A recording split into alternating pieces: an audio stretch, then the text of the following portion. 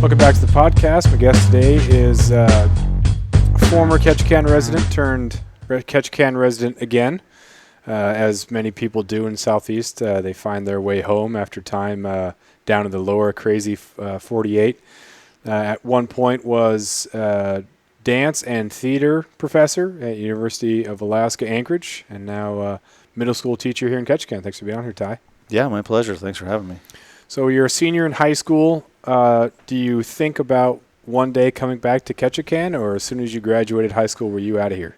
Oh no, I was ready. There was, and it was, you mentioned that I taught at University of Alaska Anchorage, and part of that job was trying to drum up interest for the program among Anchorage high school seniors.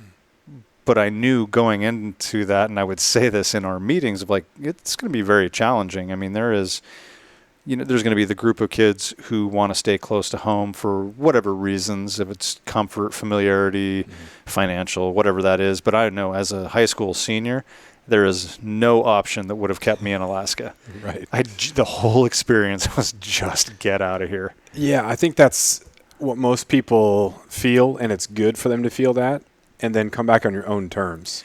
A lot of kids who are stuck here, that's tough because you never know. And some kids have really good options to stay, but there's still that lingering possibility of what could you have done out there? And, like, is this what you really would have wanted? But who knows? Well, I tell my students that, now, and be like, they still, somehow they miss a lot of things. Like, where'd you go to school? I'm like, right here, kids. I had math in the room I teach in. But what I tell them is, come back to Ketchikan. That's great. We want people, especially, people that have grown up in Southeast and are interested in being here as adults. But it's crucial to leave for a while, for whatever that is, college, a year, whatever. Like, go see the world and know, not just read about it, like, experience that there are other places. Yeah. And it'll highlight for you what this place is missing and what makes it special, what makes it great. And then come back. Yeah. But do get out. Very seriously. Coming back with skills and experiences you can leverage is so important, because then I came back with the training to be able to be a teacher, or if someone's going to be an entrepreneur, they have a business background or they have some marketing background. So you can open up a business and you have an idea of the way things run down south and here, and it can work. Yeah. If you just have nothing, then it's tough anywhere. Yeah.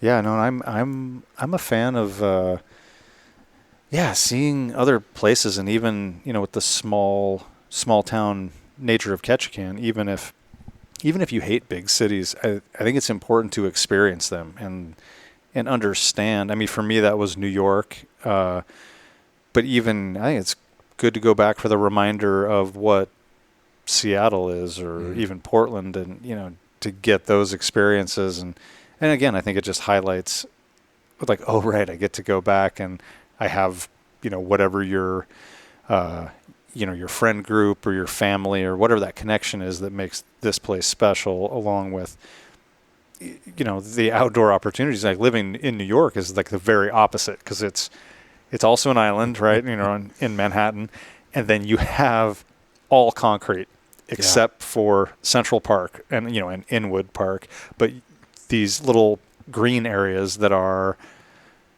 in the case of Central Park, largely man-made. They left a couple rocks in place so they could say it was like a natural feature, but that are covered. And so it's very much the opposite of here, where we've got our 5 blocks of town and then wilderness. Yeah. So it is. I think it is good to get those experiences. It highlights for you what is great about this place. A buddy of mine, when I was in California, tried out for Blue Man Group, didn't get it. And then the second trial got it. So it was in his first trial run part in New York. So I went out there to visit him, and he was in one of those tiny closet of an apartment studio things. There were rats. Oh yeah. And it was wild to walk around on the street and just not get the full expanse of the sky, to only see it in those long blue rectangles. And there's no open up unless you get all the way down. What's the south end of the island there? The Battery Park or something Battery like that? Park. Then you can look out and you can see kind of the sky and then get to Central Park, but it's still just a huge rectangle. That was just so wild, and Yeah. I don't want to say claustrophobic, but it was weird to be able to walk for so long and never get totally open and clear sky view. Oh yeah, and you're never alone. Sometimes I'll have students or, other people largely from here would be like, isn't it dangerous? I'm like, I never felt that in New York because there's so many people. You're never alone. Mm-hmm. Any time of day or night. It's usually well lit. It's different when you get further out into the boroughs, but in Manhattan, you're never alone. Mm-hmm. It's always going to be lit. It is 24/7. People. Yeah. Yeah. That's one of the things, a couple of my students have talked about safety, and they're worried about safety. And I thought, okay, well, when I was leaving from Kloak, first of all, male, it's different. If you're a female, there's just kind of an ever-present difference.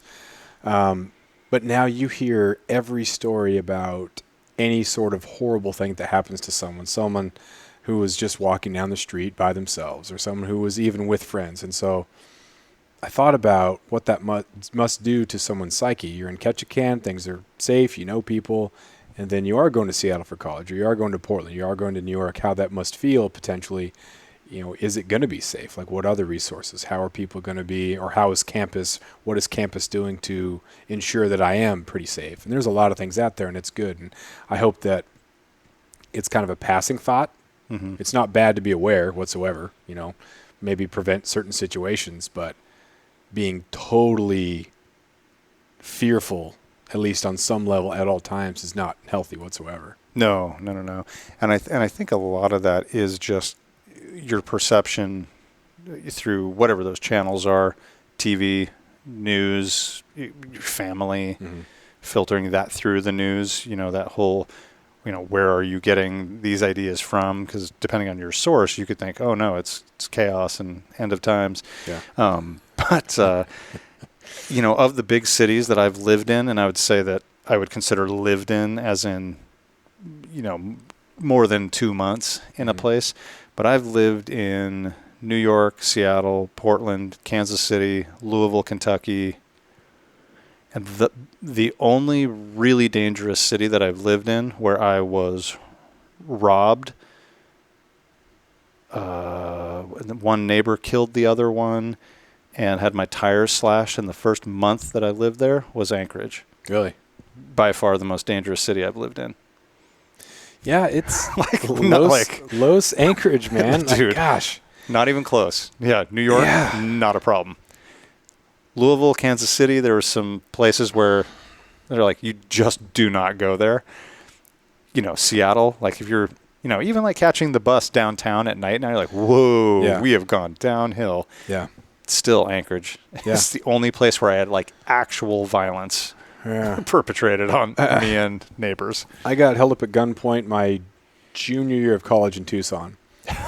And that was, you just get enough blocks from campus, and then you're not in that same ecosystem of people who have some relation to college, or people have a different direction, different life choices. Whatnot. For sure. And it can be spotty in certain areas, but you can usually tell this is a good spot, this is not a good spot, this is a good spot to be at certain times. Went to a Yankee game, and we weren't sure which station to get off at.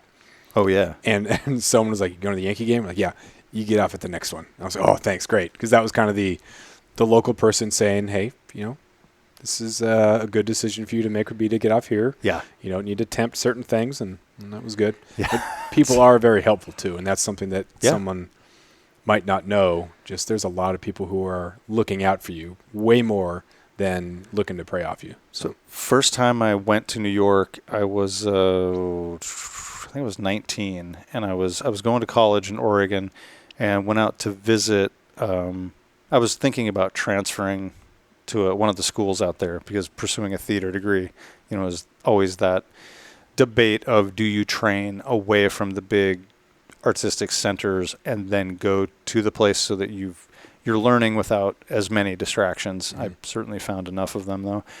Or do you go right to the heart of the thing where you can see it being done? So I went to check that out, and I was going to stay with a woman from Ketchikan who was a Rockette. And I did not communicate very well. This is 1999, and it was bad communication on my part. So I showed up at her apartment and hadn't communicated that I was coming in town, or not recently communicated it, and I was standing out front, and finally, gosh, I don't even know how I was ringing her bell, and didn't happen. And some guy going into her into the same building looked down and saw my duffel bag, which was Ketchikan High School men's basketball. And he was like, "Are you here to see Jenny?" And I'm like, "Yeah." He's like, "Come on in." And I'm like, "Oh, but this is not what I heard about New York," And then guy, just based on that, he knew, he sees Ketchikan. I know my neighbors from Ketchikan, small town. Come on up. Invited me into his home. Oh, wow. Gave me something to drink, and had her number. I called her. She's like, "Oh, I'm staying out with my boyfriend in Brooklyn tonight." So I had to figure something else out. But that was my very first experience in New York. I was super ignorant. Yeah. Where I really did the thing where my first night there, I just kind of stood in Times Square and just people watched and looked at the amount of lights, and serious. It's crazy. Serious yokel. That's the funny thing. Remember, I think it was the first year I was teaching down in California, and we played a game Thursday night and Friday night. I was a basketball coach. And I was like, I'm going to go ride my bike over to my buddy Gary's house. He's another assistant coach, and just talk about the game. So I ride my bike over, and it's 9:30 in the morning. I knock on the door, and he's like, "What are you doing, man?" I was like, "Oh, I just decided, come on by." There's just that different, you didn't have to make reservations. And that was Klawock or Southeast Alaska or Alaska in general, but also the time period. You didn't necessarily have to carve out time. It was just, I'm going to stop by. We're going to stop by and visit. That was kind of the old thing that you did. And it was just kind of shocking, and a culture difference there. Yeah. What were some of the biggest culture changes, and how did you cope with them when you were back there? There's from the kind of the daily things that are hard to get used to, because in Ketchikan, it's sort of the two different Ketchikans of the summer tourism time, and then the winter where it kind of goes back to the town as we know it. But there is still that sense of, when you're out in public here, if you're at the store, if you're walking on the street, you acknowledge people, you make eye contact, and whether you say hi or not, you acknowledge the other person. In New York, that is the opposite. You do not want to invite that contact. You end up looking like Buddy the Elf.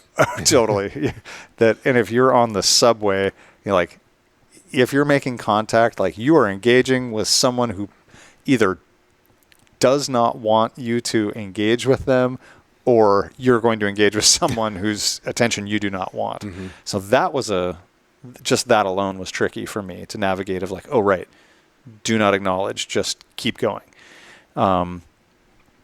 Generally the pace of it, not just the physical nature of, here in Ketchikan, my dad's a retired administrator. So going to the store just by myself is, I'm going to run into however many people I know.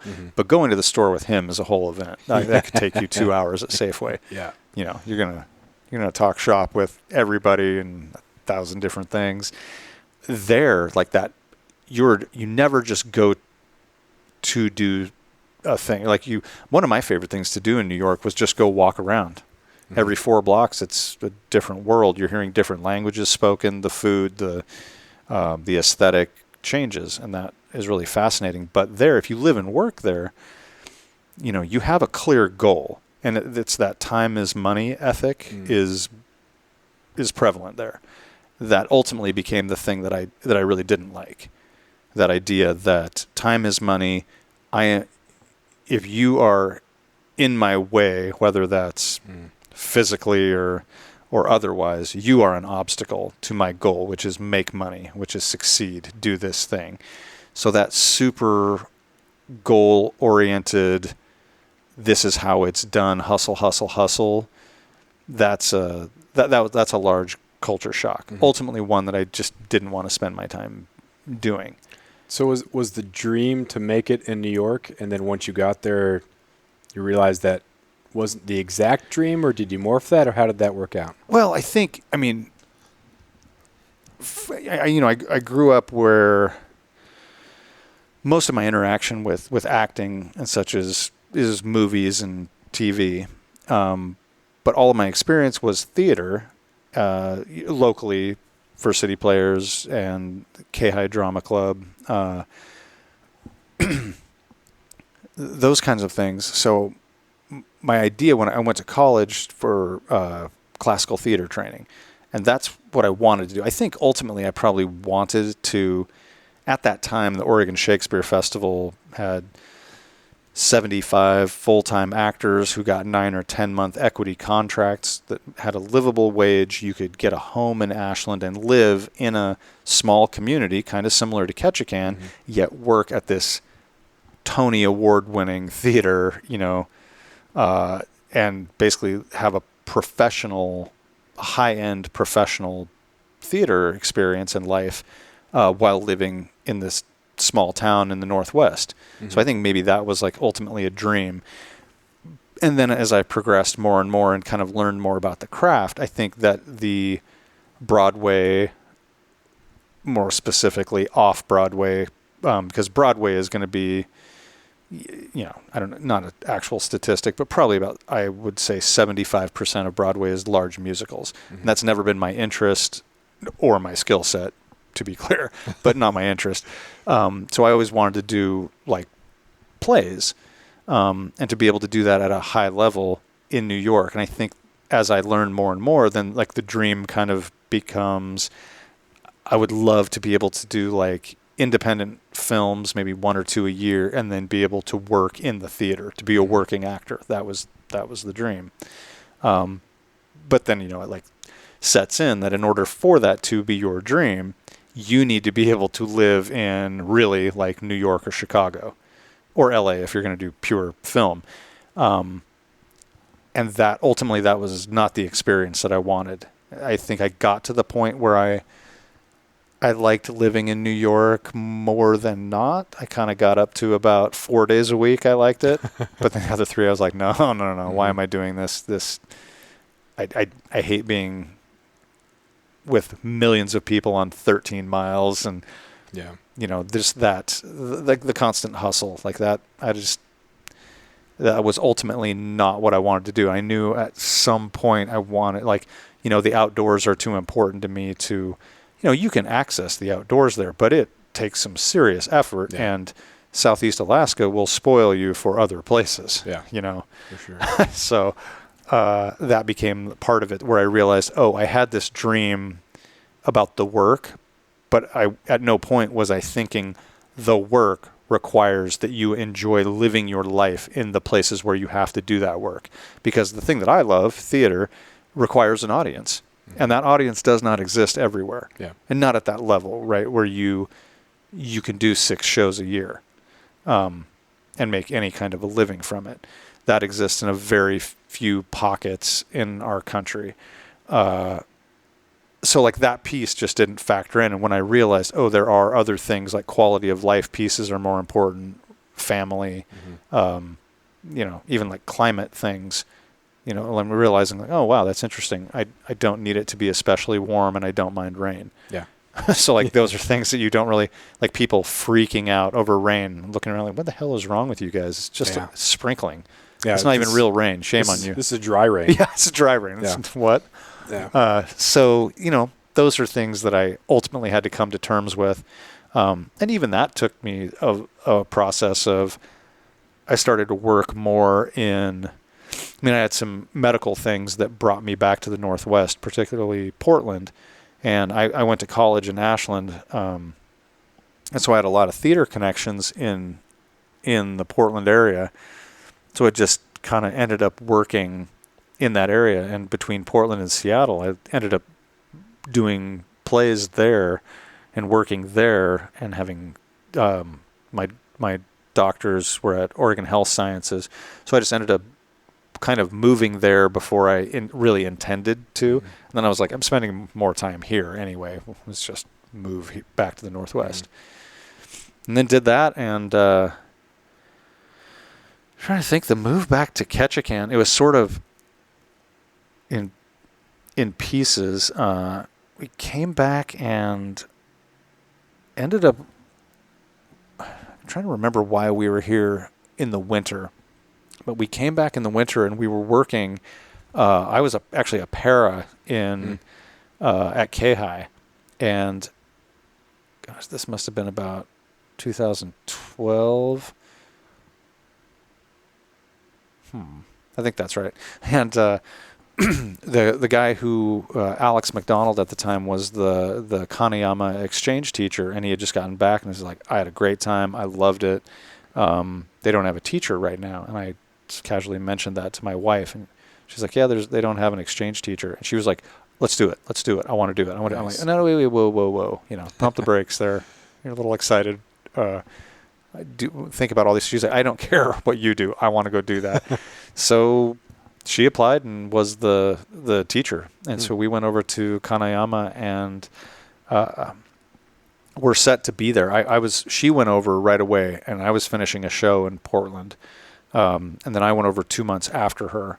I got there by October, and then pretty quickly thereafter, we got pregnant, and so at that time, I was like, oh, wow, yay, that's wonderful. Oh, wow, I need to get a job. I mean, like a big boy job, not like a $200 a week equity minimum job. And so it was from Japan that I applied to University of Alaska Anchorage for the teaching job there. And I hadn't even heard about that, but I knew that I had to get back to the States and kind of get established with more of a long-term job. So also from Japan, I applied for a fish and game job with sport fish. There was a year-round position at that time.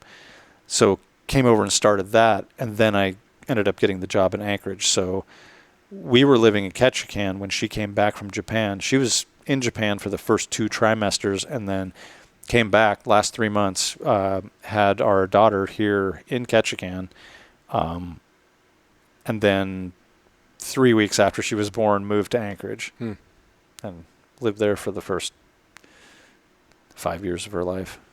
And then how long were you up there until you moved back here? So I was up there. I ended up being up there 6 years. They were up there. They were up there for 5 because our program got cut. The theater and dance department got cut, and that was. So I knew that I only had a year left to teach, because they gave. I was, low man, so I knew I was the first one out. So I knew that we only had a year left, but then COVID shut us down. Oh, yeah. So my wife and daughter went to stay with her family down in the Atlanta area. And I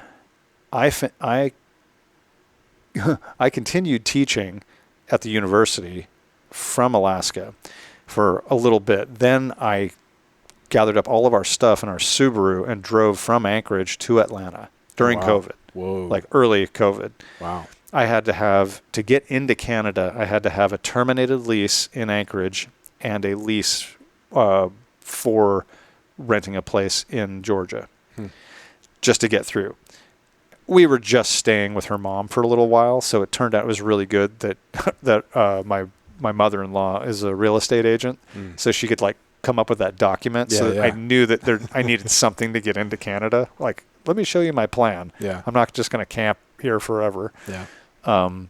So did that, and then I finished teaching online as we were all learning the Zoom thing, which was fine for my seminar classes where I was basically lecturing or, I could give assignments. But one of the classes I had was voice for the actor, which is just stupid to do because it's entirely dependent on how good is the mechanism amplifying your voice. It's a class designed for teaching you how to speak in large, open, physical spaces. So no doubt. I feel terrible for the kids that had what a useless class that was. But anyway, so finished that. I got to go back. Thankfully, we only had after spring break, and then that was the end of that year. So I finished there. I got to go back and teach in person the next year. I mean, it was still like COVID protocol, which was, I taught a stage combat class that was masked and socially distanced. It's not as cool. Yeah, well, not as cool. And also like when when you're teaching an unarmed combat fight, it's also the distancing part is proximity is necessary. Yeah, for sure. So that's kind of how that happened. Yeah, that was our journey up there. So they ended up being there 5 years. I ended up being up there 6 years. And then we're in, after the work ended there, I actually just wanted to see, because that was that COVID shut everything down. And then that next year, we still didn't have the cruise ships coming back. And I was just curious, like, what is Ketchikan like without cruise ships? So that's how I convinced my wife. I'm like, I just have to go see. I just want to go check it out for the summer. And we loved it, of course. And so we ended up staying and in the fall, just didn't leave like we had planned to, and put our daughter into kindergarten. And here we are. Yeah. It's an important thing is to see kind of the dream through to some sort of end, which is cool. So even though it ends up being just a crazy route, involves different areas of the country and whatnot, at least you pursued, at least you kind of know and followed that, and then it came to an end-ish, but, at least on your own terms. The kids that go to college for a semester and don't like it and come home, well, was that it's not meant for you, or was it more like a fear type thing? So seeing it through and just kind of going on that ride and seeing how long that takes. And sometimes the ride is a couple of years. Sometimes you never come back, but at least you're doing the thing. Yeah. So, yeah, we had a lot of kids that were, a good percentage of our students up there were from Anchorage or the Valley. We had a handful. I think I had one from Juneau, one from Sitka. But then we get kids from the villages, and it was really hard, that transition. Excuse me. Like the big thing was, if you started in the fall and made it the first month, that was like one marker of pretty good success. Inevitably, they're all homesick. Yeah. Understandable. Even I ended up loving where I went to undergrad in Ashland, Oregon. But even I remember coming back to Ketchikan over Christmas break and being like, I don't like it. It feels all kind of off. But then by the end of the break, I'm like, maybe I want to go back and see my friends. And ended up loving it. But that is, after Christmas, is like, who came back? Because a lot of the kids, especially the kids from the villages, just too many distractions without that network of family.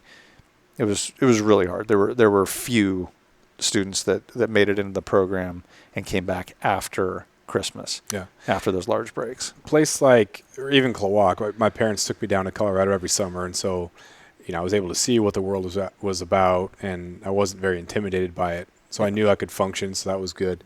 And living here in Ketchikan, you see so many different people. There's so many different jobs. You're communicating with people. You're a dock rep, or as 15-year-old, you're a kayak guide or something like that. So did both those things. Yeah.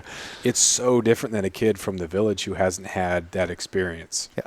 And so even though there's so many people who are willing to help them out and to be resources, even though it's Anchorage, which is still in the state, it's just still so different. And it's a different world. It's tough. And I know there's a lot of, I think, tuition help or even free at UAF and those areas, just trying to, get some training. So if you want to go back to the village, that's great. But what skills you can have to leverage, like entrepreneurship or marketing or, something to be healthy and go back there and provide something and be of service to that. And but it's impossible to say the right thing to some of the kids and have them really believe it. And it's, they're not losers. They're not quitters. It's just the circumstances sometimes are too much. And it is that the social piece is the hard thing that I don't even know how you can kind of prepare yourself for that.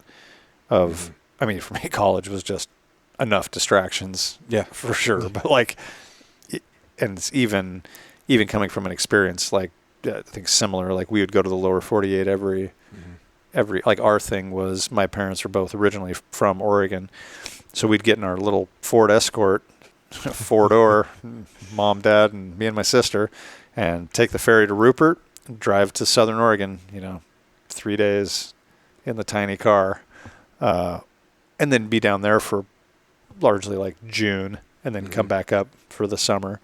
But even that much kind of gives you that sense of, you drive through or around Seattle and Portland, and you see that chaos and just see like the similarities and differences of other little towns in the Northwest.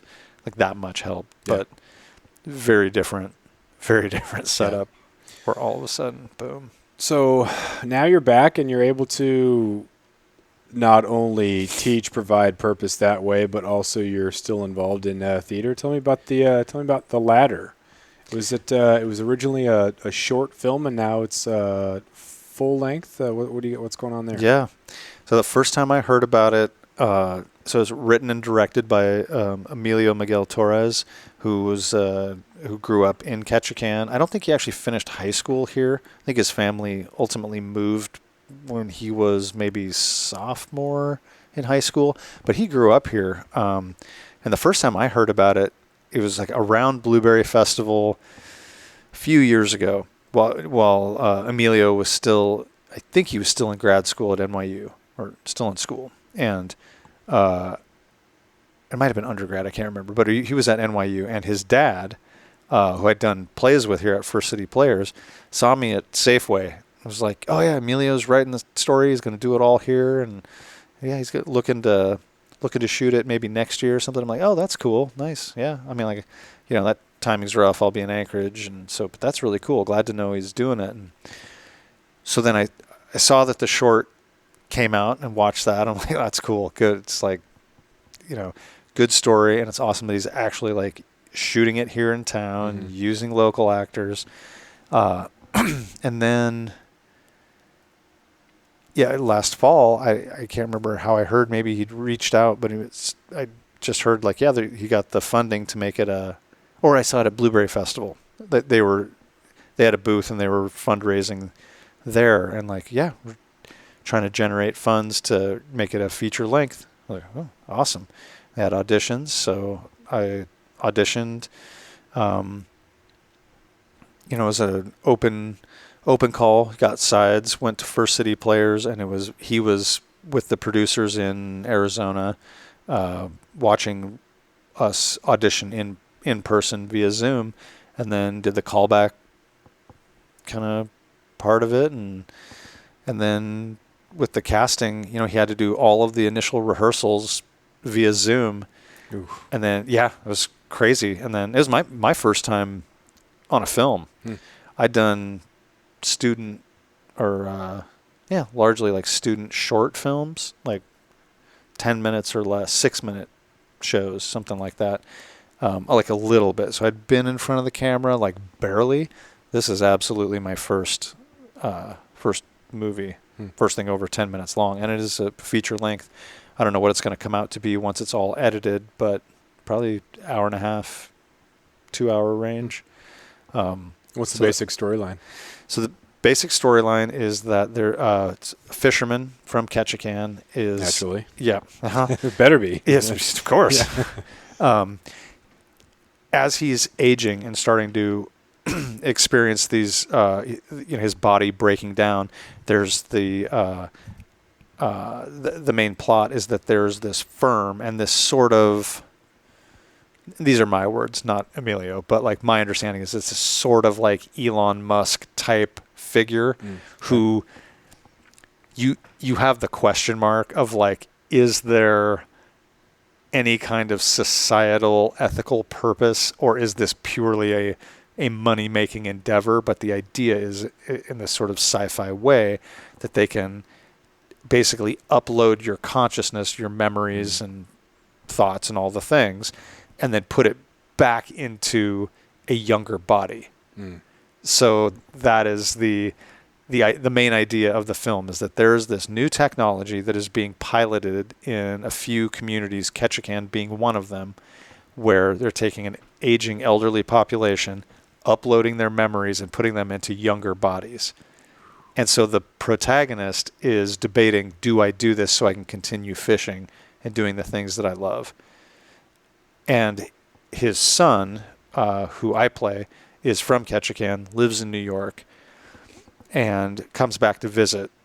And we kind of learn pretty quickly that his son is in the marketing world in New York, and his wife is a lawyer, and we find out that her company is currently in like some type of litigation with that sort of Elon Musk type figure. So we get the sense, without going into it much, that he's possibly shady. Yeah.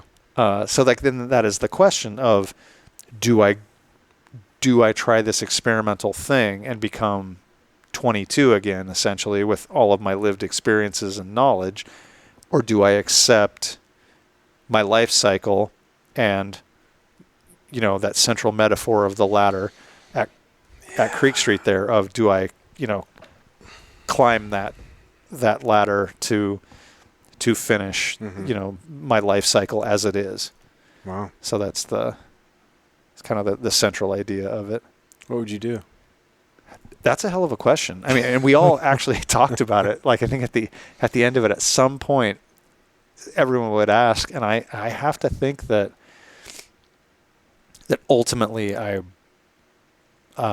think I would just rather age naturally. Mm-hmm.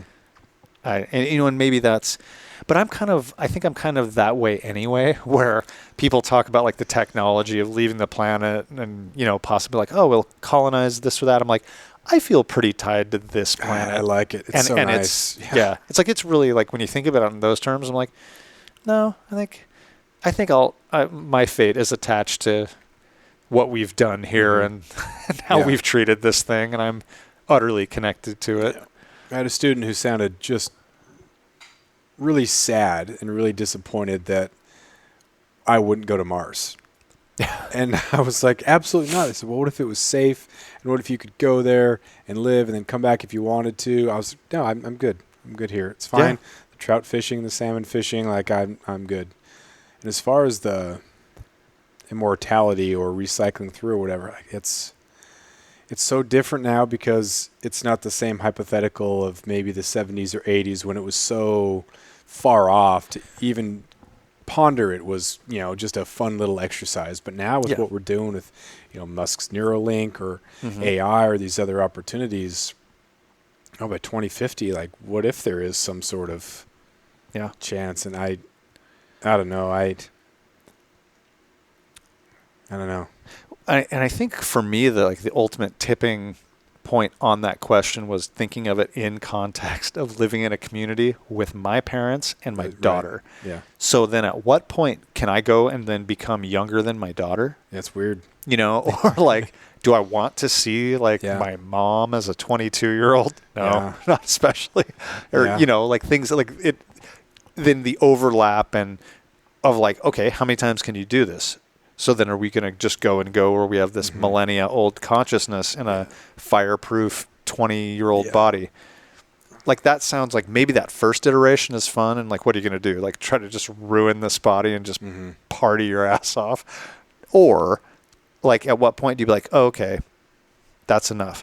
Yeah. It's sort of like that vampire thought of like, when you see the world change in a way that you were never meant to experience, can that be anything but ultimately sad and disappointing? Yeah. And I don't think I want any part of that. It's such an individualized question, but if everybody has the same opportunity, then like the exponential population growth, it's not going to exist the way we think it's going to exist. The use of the resources, and again, the weird ethical sort of questions. But if it was just me and I was the only one that could do it, that would be way different than everybody doing it. Right. But I would like to think that I would just kind of do things gracefully.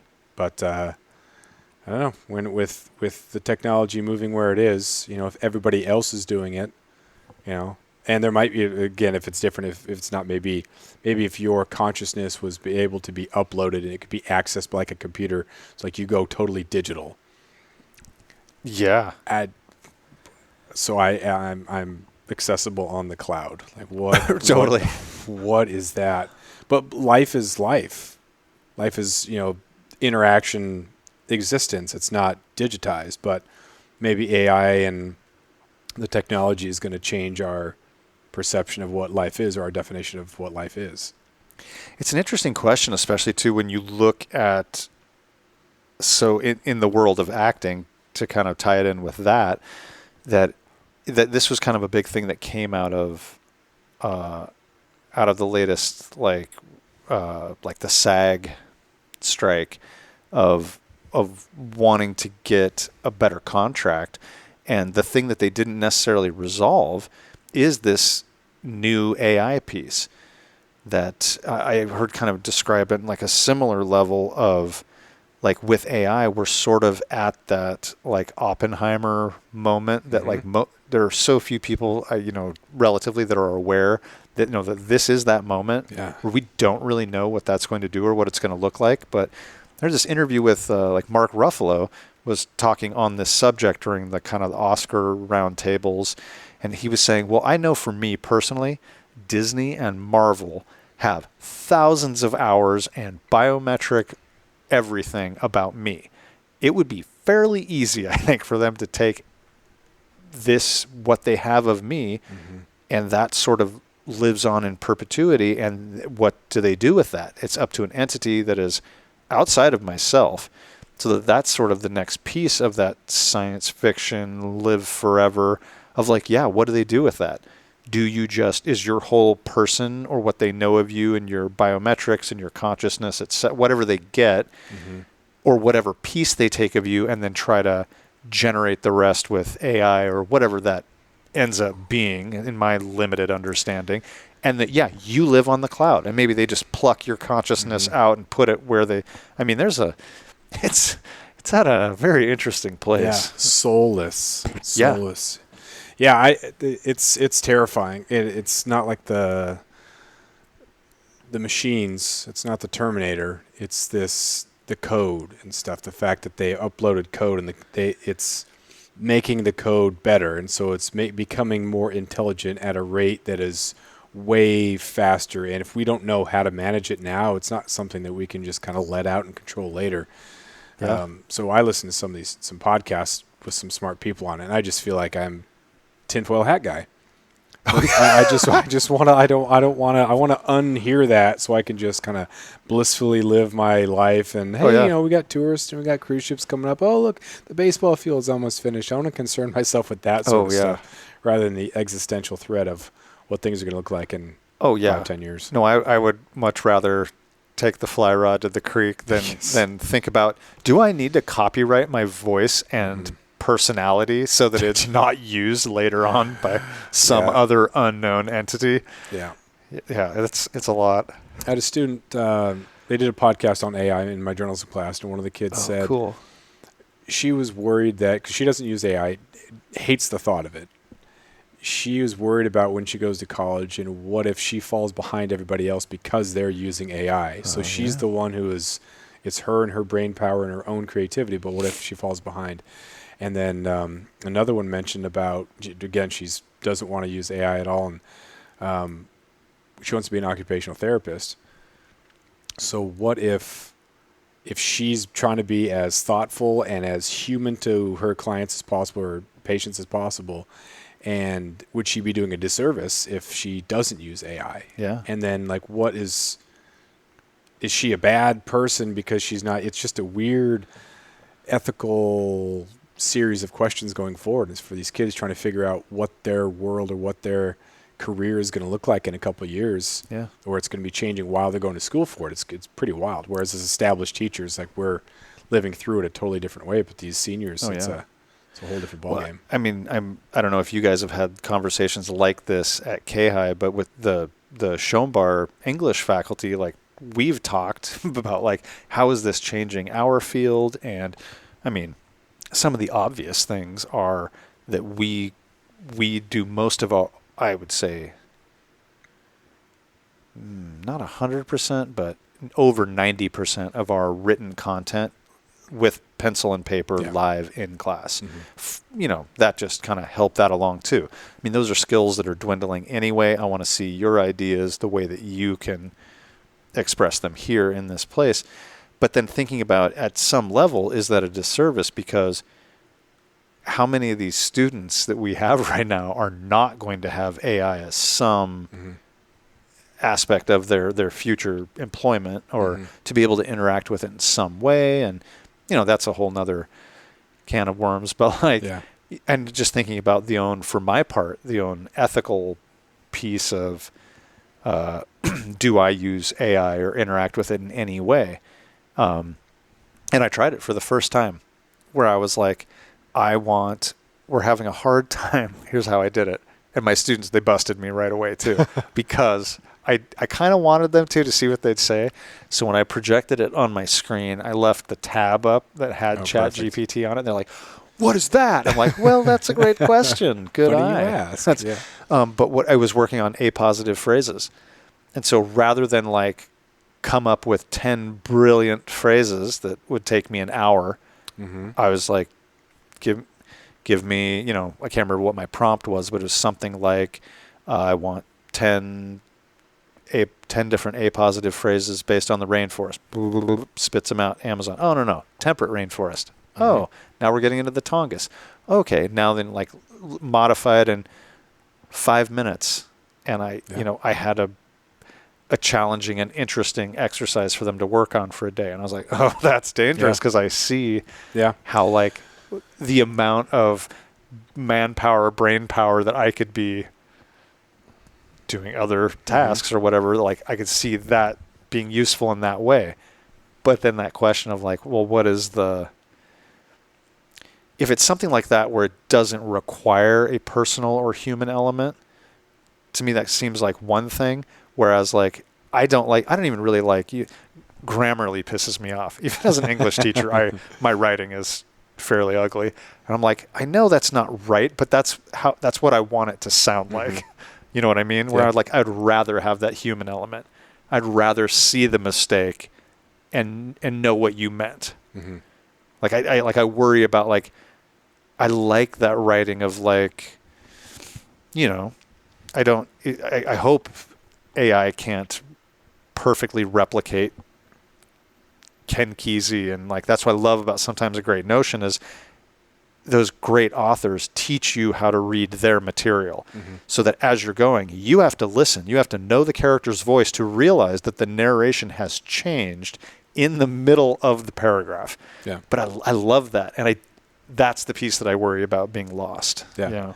I think being able to use it as a tool is the important thing, and that's when you're talking about being an efficient teacher, I can do the thing, but it's easy to come up with supplemental exercises or worksheets for the kids to do. So it's like I could spend a lot of time doing this, but I can also use AI to make it quicker, more efficient, and then I can make it more mine. But I still have the skill to do it myself. The thing that concerns me is the kids who never really learned that skill. And we were just talking about how our journeys to where we're at now had so many turns. It took so many turns. And so if you think as an 8th grader, 9th grader, well, I'm not going to do anything that has to do with English. So I'm going to cheat on every essay, and I'm never going to read the book. You're not interacting with the language. You're not practicing thinking. You're not practicing processing. You're not critical thinking, any of those sort of things. You're not doing any of that.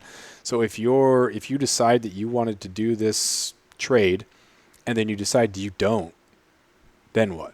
Or what if your journey takes you to something else and you have an opportunity to be a manager, or there's something that you don't have that skill because you undermined your education and your interaction with information or your relationship with education. It's like, I don't like this, but I'm going to do what I need to. I'm going to practice discipline, and I'm going to learn this because all these things are tools, everything. And so I can use AI as a tool, but I can also do the thing. And it's hard to convince kids that that's an important thing too. I think you hit it with that word discipline. It is. It's like, it's not easy. You're right.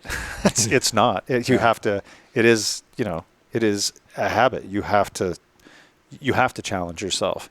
I mean, I think I saw like a basketball stat where like a Gonzaga player was raised in Japan, and it made the coach think like, why are these Japanese students, for example, succeeding at such a higher level in, look at this one subject, like math, rather than the American students?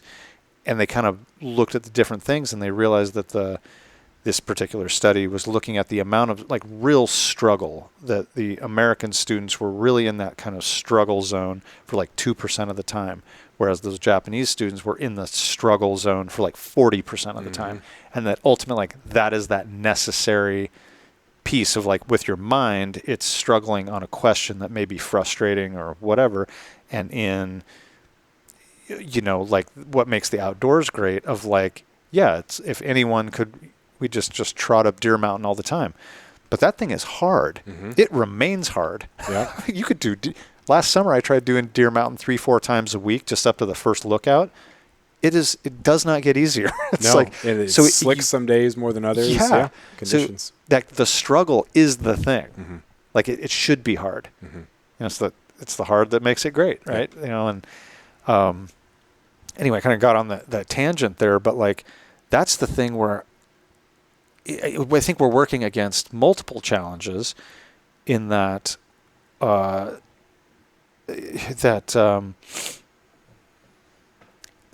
writing and writing by hand and getting your thoughts down is difficult anyway, because writing, is a linear process.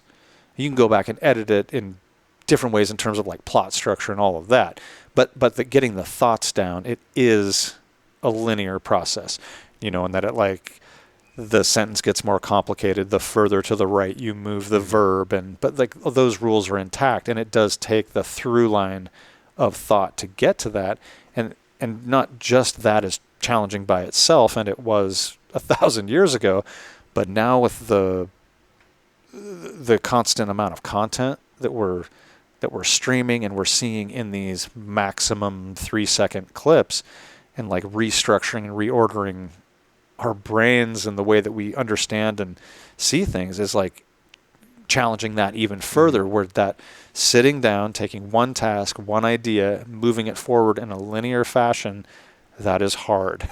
And you have to have the discipline to do it. But then I wonder, like, if you don't get that rudimentary skill, where does that show up later? Like, are we going to see a gap in that ability to think through a thing linearly? And that's how you get the confidence too. By doing difficult things, you build your confidence because you accomplish that, and that's so huge.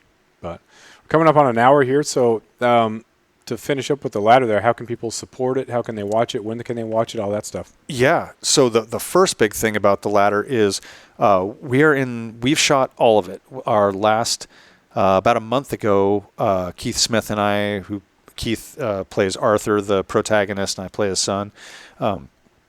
We flew out to New York and shot the last remaining like 3 or 4 scenes. They got one more scene there. So it's all in the can, as they say. All of it is done. Now it's post-production, which it's an independent film. Not huge, but still it's an expensive process. So Emilio's looking to fund the remaining amount of money needed for post-production so that it does become a reality and we can see it on the big screen. And he's about 30% through that. So he is having a fundraiser up at K-High, not this Saturday. No, I lie. What is this? Oh, yeah. No, it's the 10th already. Wow. Dang.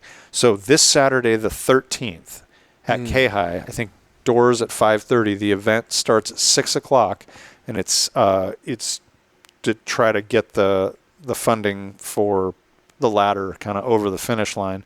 And it's a $25 event. It's a donation to come in, and we're going to do a Q&A. Myself, Heidi Poet, who plays my wife in the film, Emilio is there to facilitate as the director and the writer. And there's going to be some Q&A, and then I believe he's going to screen the first 20 or 25 minutes of the film, which he has already edited. So you get to see the first probably third or quarter of the film, and be a part of supporting the process of. He had this really cool post the other day of showing these like kind of iconic movies made in Alaska, and then showing where they're actually really shot. Massachusetts, Iceland, The proposal was Sitka, right? There was like 2 shots that were from Sitka. Yeah, I was like, Sitka. And you're like, Boy, that's a hell of a lot of deciduous trees in that temperate rainforest Yeah, there. we don't have any of those. And those boats and those. Right. It's pretty It's like obvious. sweet sloop. Yeah. Where's the volcano? Exactly. We're missing that. Right. But so it's like, yeah, it's a great thing. And he's coming up in person to try to get over the finish line on that funding so that they can do all the post production and add in some of the sci-fi kind of stuff. And but yeah, it's this Saturday the 13th at K-High. Doors at 5:30. Event starts at 6 o'clock, and there will be Q&A with the director and writer Emilio Miguel Torres. And then, yeah, you get to watch the first, I think, 20, 25 minutes of the completed film. Cool. And where do you get the tickets? You buy them at the door? Or? I believe you can buy them at the door. Okay. Also, he's I'm not too hip to the Facebooks, but I know he's been posting event information on Facebook and Instagram, but yeah. Okay. Awesome. Well, I'll have to get this out before then. Cool. That's this weekend. So thanks again for being on here. Really appreciate it. Thank you. Yeah, I appreciate it. It's been fun.